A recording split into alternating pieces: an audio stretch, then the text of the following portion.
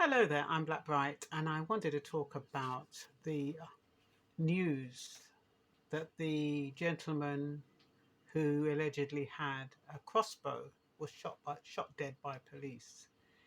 Now, apparently, I guess investigations will evidence whatever the police have said, but apparently somebody reported him at 5 o'clock in the morning. I don't know what people are doing up at 5 o'clock in the morning. But apparently, somebody reported him climbing into a house with a crossbow. What's interesting is that the police um, then went into the house. Apparently, they said there was no conversation made. Now, normally they're supposed to present themselves and say, look, if you've got a weapon, put it down, throw it down, we're armed. But apparently, none of that took place. I don't know what the body worn cameras are going to show, but apparently none of that took place. But the man was shot dead, and it always, I'm always curious why the police shoot to kill as opposed to shoot to disarm. Is it because they are not trained well enough to shoot to disarm? Is it because they're reactionary? Because you get more out of someone who is alive than when they're dead. And what is disconcerting is that you only have one side of the story when someone's dead. Now, they said that there were two other people in the property with minor injuries. It doesn't say how they got the minor injuries. I mean, what actually went down there? Apparently, he was known to um, one of the people in the house. Apparently, he said he was threatening them, threatening people. And apparently, I have to say apparently, because, at the moment it's just reports. There's nothing that's been actually written down and reported accurately to say this is what happened. At the moment, it's just one person's word against the other, and there is no evidence to prove otherwise.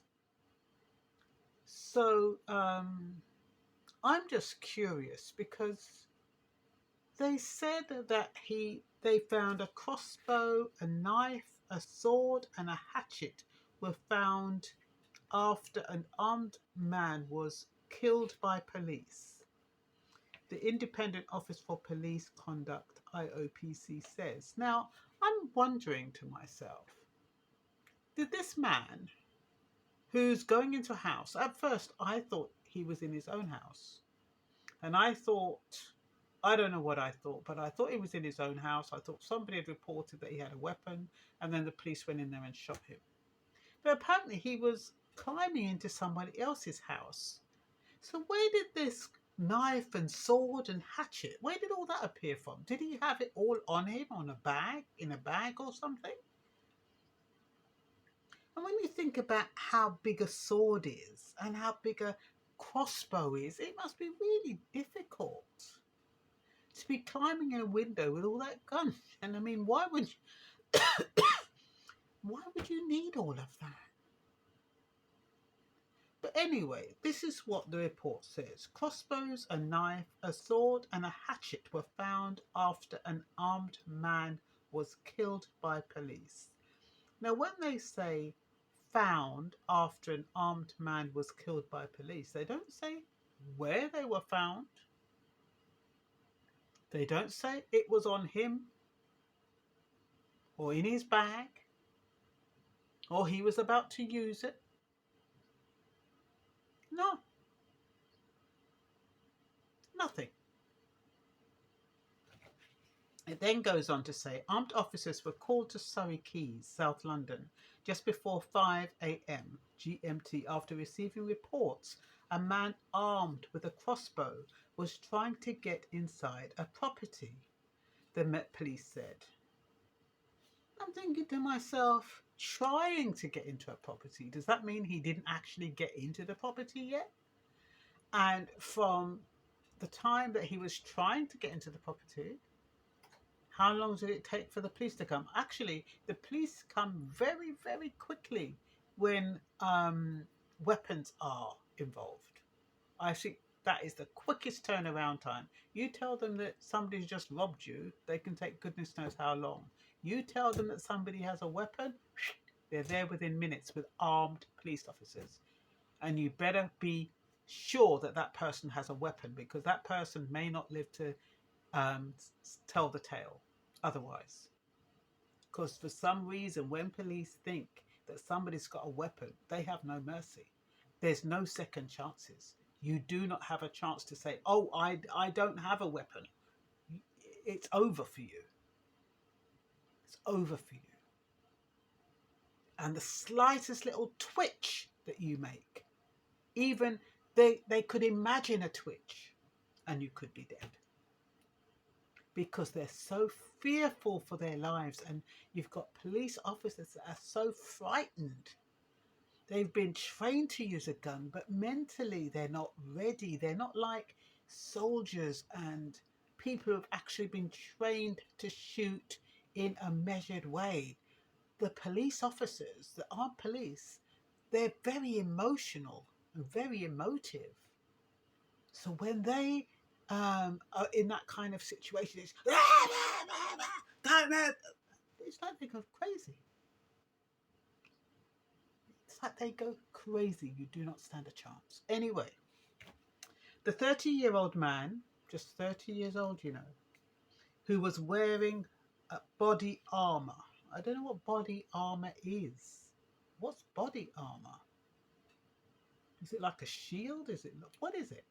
What's body armor? I should have really looked it up. But let me know in the comments. Died at the scene. The IOPC believes he was known to at least one occupant in the property. It said local police officers unsuccessfully attempted to speak to the man. So I don't know what that means by unsuccessfully attempted. Did they try to talk to him? But they were unsuccessful? I mean, were they unsuccessful because he didn't respond? What does that mean? Attempted to speak to the man who had gained entry to the property in Bywater Place, Southwark, but then called for assistance for armed officers after being threatened. So it looks like they tried to speak to him, he threatened them, and then the armed guards were called, and he didn't, because he threatened them. They don't know if he's going to pull out a knife or a gun or whatever. He was shot. After arriving at the scene, the armed officers then entered the house where the man was shot. We can confirm 2 shots were fired from police-issued firearm, which will be subject to further analysis. The IOPC launched its investigation after the man's death, which is standard when there is a fatal police shooting. It has now confirmed that officers have informed the dead man's next of kin. Police said that before his death, the man was allegedly threatened to injure people in the property. So at least that can be verified. Two people inside are understood to have received minor injuries. How did that happen? It doesn't seem as though it was a very straightforward situation. They're making it look like they went in and just shot the guy and that was it. But if there's 2 people in the property with minor injuries, or any injuries for that matter, how did they get them? It's missing part of the puzzle. The Met Police Assistant Commissioner Matt Twist said officers knew there were people inside and had genuine fears for their safety. The officers, assisted by paramedics, provided emergency first aid to the man who was shot, who was wearing body armor, but he sadly died. I firmly believe that their actions prevented further loss of life. A number of police vehicles remain in front of a cordon sealing off the street and the main road. Residents have expressed their disbelief that something like this could happen in the area. Michael Leng described the shock he felt after leaving his house. It's fairly peaceful in this area, he said. Nothing like this happens. It's shocking to see this kind of thing. And, anything can happen these days. It's just